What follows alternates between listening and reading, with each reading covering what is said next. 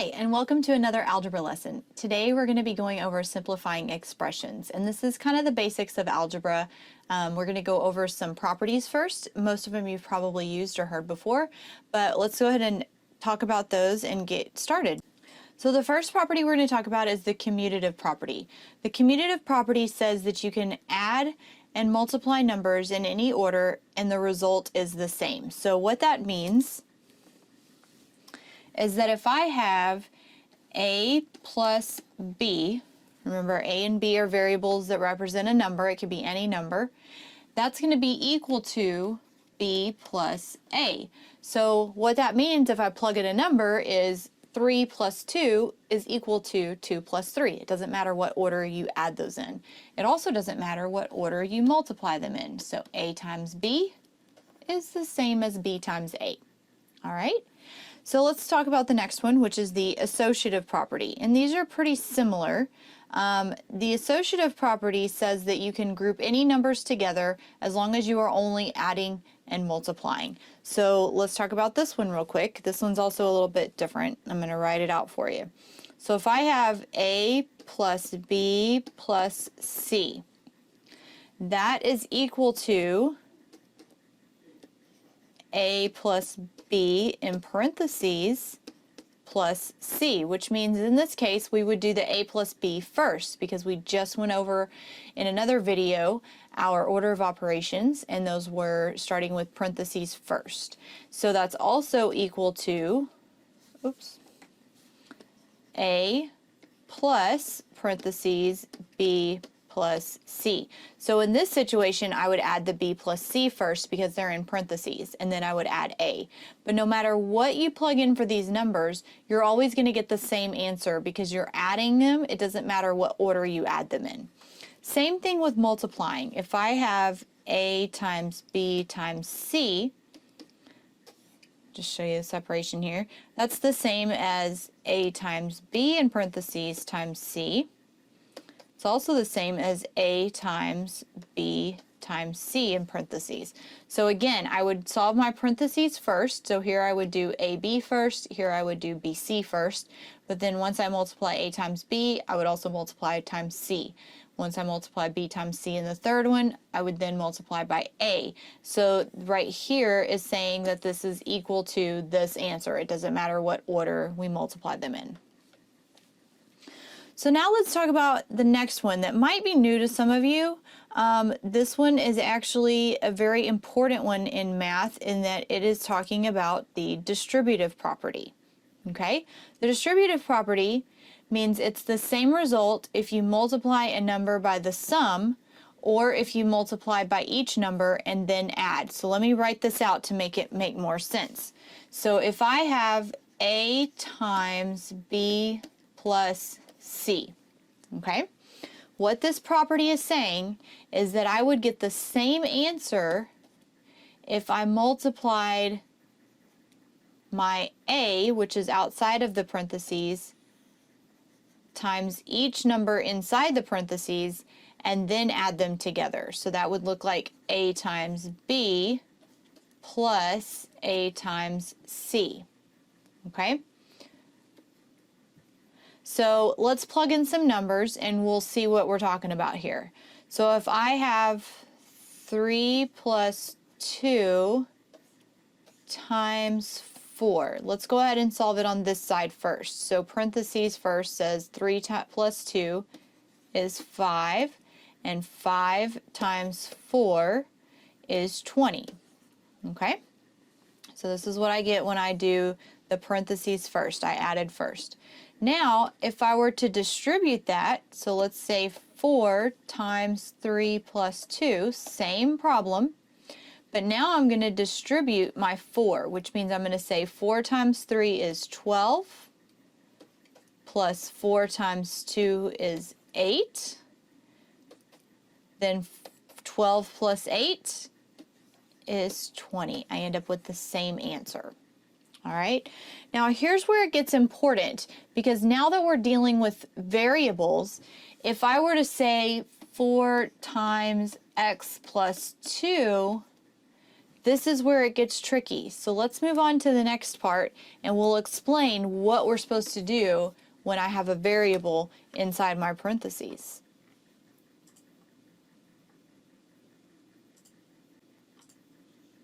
So the first thing we're going to talk about is combining like terms. Now this is where in math and algebra it's really important to pay attention to your variables and your exponents.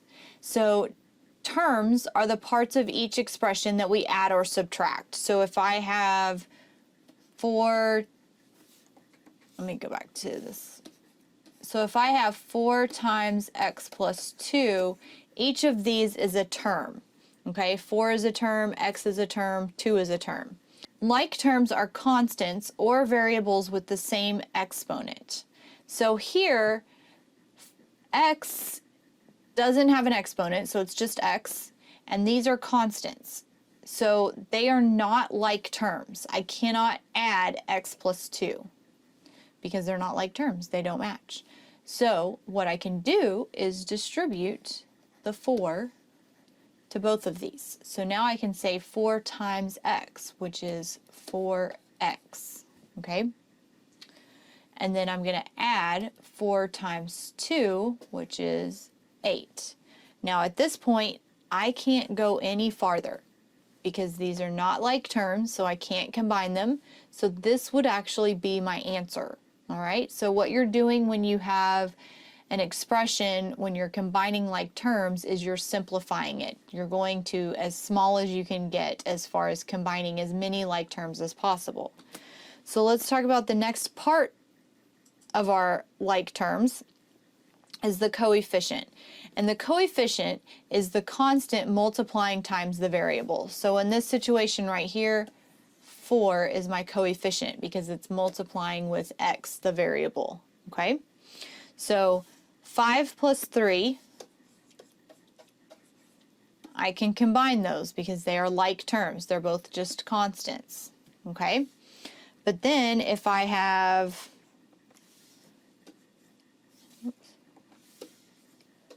5x plus 8x, I can combine these because they're both coefficients with the same variable. So that would be 13x, okay? Now if I had 5x plus 8, I can't combine those, so that's as simple as it gets. 5x plus 8, we simplified it. So it's pretty simple as far as combining like terms go, and it's going to get more complicated as in you're going to have more variables with exponents, but you can still combine those. So let's do a few practice problems here. So our first one, let's go ahead and try. 14 1/2 plus 12 minus 2 1/2 plus 40. Okay? Now all we're doing is combining like terms. And the first thing you see when you look at these is what? They're all constants. They're all like terms. So guess what? We can just add them all together or subtract them, whatever the actual sign is telling us to do. So let's go through first and let's do the additive inverse for our negatives. So there's only one negative, so I'm going to go ahead and add the opposite. So that just makes it easier to see that we have a negative here. Now I'm noticing that I have a half in two problems. When you combine a half, whether you're adding or subtracting, they cancel each other out in the sense that if you subtract them, it equals 0. If you add two halves, you get 1, so you end up with a whole number. So let's go ahead and combine those first so that we can have our whole number to work with. So 14 1/2 minus 2 1/2, which means I'm going to subtract these two. So if I have a half minus a half, that equals 0. So then I just subtract the whole number. 14 minus 2 is 2. Well, then I still have plus 12 plus 40. So don't forget to bring those down. That's very important. So now when I solve this, 2 plus 12 is 14. 14 plus 40 is, okay. So that one was pretty simple. Let's move on to a little bit more difficult one. So if I have 14x squared minus 10x squared plus 3x minus 2. Okay, so now we're going to combine our like terms. Now, there are 3 terms with an x, but only 2 of them match. Remember, we have to match our exponent as well. So 14x squared and 10x squared are the only 2 we can actually match up and combine. So I'm going to first change this to plus a negative, and then I'm going to go ahead and combine them. Now, when you're combining variables with coefficients, remember that's the number in front of the variable, all you're doing is adding or subtracting your coefficient and then keeping your x squared. So it's going to look like this. 14 minus 10 is 4, and then all I'm going to do is keep my x squared. I don't actually combine or add the x squareds. I'm just going to keep it the same, okay? Then I'm going to say plus 3x minus 2. Now, I don't have any more like terms, so that's the farthest I can go. So this is my answer, 4x squared plus 3x minus 2. That's it. So let's try another one.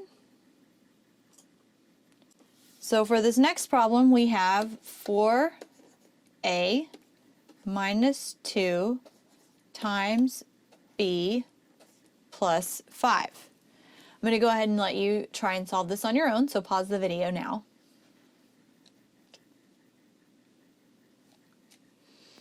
All right, so let's go ahead and try and solve this one first. So first, let's do this. Let's say we're going to add the opposite, so we have a negative 2. And then the first thing we have to do is I can't combine the b and the 5 because this is a variable and this is a constant. So what I'm going to need to do is take my negative 2 and distribute it throughout the actual parentheses. So I'm going to go ahead and bring down my 4a because I'm not even doing anything with that right now. And then I'm going to say negative 2 times b. That equals negative 2b. Negative 2 times 5 equals negative 10. So now I'm going to look at my problem and see what like terms I have. I have a 4a, a 2b, and a 10. I can't combine anymore. They're all the same. So you can leave it like this. You can also do your additive inverse and say plus a negative, but this is just fine like it is. All right? So let's try one more.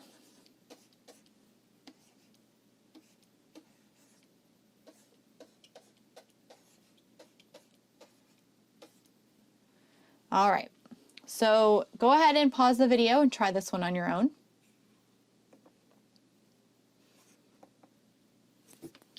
Okay, so the first thing we're going to do is change this to plus a negative. And really you don't have to, but it just makes it easier to see that we're actually going to distribute with a negative 5, okay? Not just a 5.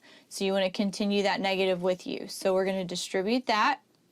I can't combine what's inside the parentheses again because they're not like terms. One's an x squared. So anytime you can't combine the parentheses, you've got to distribute that number that's outside if it's multiplying.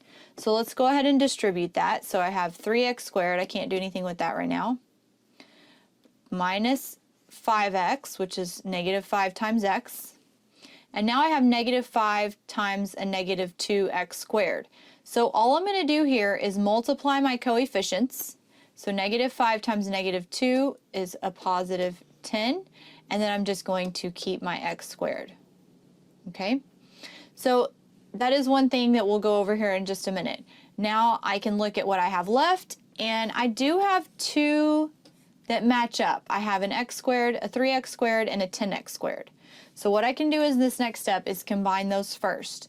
Now when you're writing problems where you have squared variables and not squared variables, or even cubed or variables to the 4th power, whatever the situation may be, typically you want to write your answer where your highest variable exponent is first. So in this case, x squared is larger than x, so I'm going to write this one first. So 3x squared plus 10x squared, I'm going to add my coefficients.